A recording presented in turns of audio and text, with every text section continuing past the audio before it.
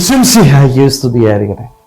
വിശുദ്ധ മത്തായി അറിയിച്ച സുവിശേഷം 5-ാം അധ്യായം 40-ാം വാക്യം. നിന്റെ ഉടുപ്പ് കരസ്ഥമാക്കാൻ ഉദ്യമിക്കുന്നവന് മേലങ്കി കൂടിക്കൊടുക്കുക. നമ്മുടെയൊക്കെ ജീവിതത്തിലെ പലപ്പോഴും നമുക്കുണ്ടാകുന്ന ഒരു മനോഭാവം അല്ലെ, നമ്മോട് മറ്റുള്ളവർ എപ്രകാരമാണോ പെരുമാറുന്നത് അതുപോലെയാണ് നമ്മളും മറ്റുള്ളവരോട് പെരുമാറുന്നത്. നന്മ ചെയ്താൽ നമ്മളും തിരിച്ച് നന്മ ചെയ്യും. എന്നോട് തിന്മയാണ് ചെയ്യുന്നതെങ്കിൽ നമ്മുടെ ഉള്ളിലും മറ്റുള്ളവരോട് പലപ്പോഴും നമ്മൾ ചെയ്യുന്നത് തിന്മയായിട്ട് പോവുകയാണ്. എന്നാൽ ഇന്നത്തെ വചനത്തില് എൻ്റെ ഈശോ എന്നെ ഓർമ്മിപ്പിക്കുന്നത് തിന്മയ്ക്ക് പകരം തിന്മ ചെയ്യാനായിട്ടല്ല, മറിച്ച് തിന്മയ്ക്ക് പകരം നന്മ ചെയ്യാനായിട്ട് സാധിക്കണം. എളുപ്പമുള്ള കാര്യമല്ല കേട്ടോ. അച്ഛൻ ഇത് പെട്ടെന്ന് പറഞ്ഞു പോകുമ്പോൾ നമ്മൾ ചിന്തിക്കും ഏറ്റവും എളുപ്പമാണ്. ഒരാൾ എന്നോട് ദേഷ്യപ്പെടുമ്പോൾ ശാന്തമായിട്ട് സ്നേഹമായിട്ട് അവരോട് പെരുമാറാൻ പറ്റുമോ? ഭയങ്കര പ്രയാസമാണ്. പക്ഷേ എൻ്റെ ഈശോ എന്നോട് പറയുന്നത് എന്താ? നിനക്കൊരാൾ തിന്മ ചെയ്യുമ്പോഴും നീ ചെയ്യേണ്ടത് എന്താണ്? നന്മ ചെയ്യേ. നീ നന്മ ചെയ്യുമ്പോൾ നീ ദൈവത്തിന്റെ സന്നിധിയിൽ നിന്റെ പ്രവൃത്തികളാൽ സ്വീകരിക്കപ്പെടും.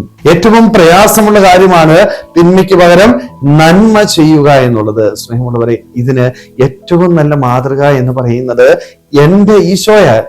ഈശോ ഈ ഭൂമിയിൽ ചെയ്തതല്ല, തന്നെ ദ്രോഹിച്ചവർക്ക് വേണ്ടി പോലും അവൻ പ്രാർത്ഥിക്കുന്നുണ്ട് അല്ലെ. കുരിശിൽ കിടന്നുകൊണ്ട് എന്താ ചെയ്തത്? തന്റെ ശത്രുക്കൾക്ക് വേണ്ടി പ്രാർത്ഥിക്കതേ, ഇവർ ചെയ്യുന്നത് എന്തെന്ന് ഇവരറിയുന്നില്ല, ഇവരോട് ക്ഷമിക്കണമേ.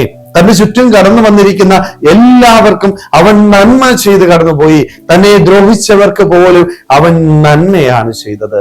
ഈശോയുടെ ഈ മാതൃകയാണ് ക്രൈസ്തവ ജീവിതത്തിൽ നമ്മളും പ്രാവർത്തികമാക്കേണ്ടത്.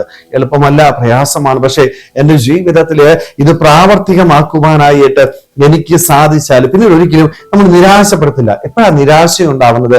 നമ്മൾ ഒരാളെ സ്നേഹിച്ചിട്ട് അവരെന്നെ തിരിച്ച് സ്നേഹിക്കാതിരിക്കുമ്പോൾ, ഞാൻ ഒരാൾക്ക് നന്മ ചെയ്തിട്ട് അവരെന്നോട് തിരിച്ച് നന്മ ചെയ്യാതിരിക്കുമ്പോഴാണ് നമുക്ക് നിരാശ തോന്നുന്നത്, നമ്മൾ വേദനിക്കുന്നത്. എന്നാൽ നന്മ ചെയ്യുക, തിരിച്ചൊന്നും പ്രതീക്ഷിക്കാതെ ചെയ്യുമ്പോഴാണ് എൻ്റെ ജീവിതത്തില് പ്രതിഫലം എൻ്റെ ദൈവത്തിൽ നിന്ന് ലഭിക്കുക. സ്നേഹമുള്ളവരെ, അതുകൊണ്ട് നമ്മുടെ ജീവിതത്തിലും നമുക്കും ഈശോയെ പോലെ നന്മ ചെയ്ത് കടന്നു പോകാം.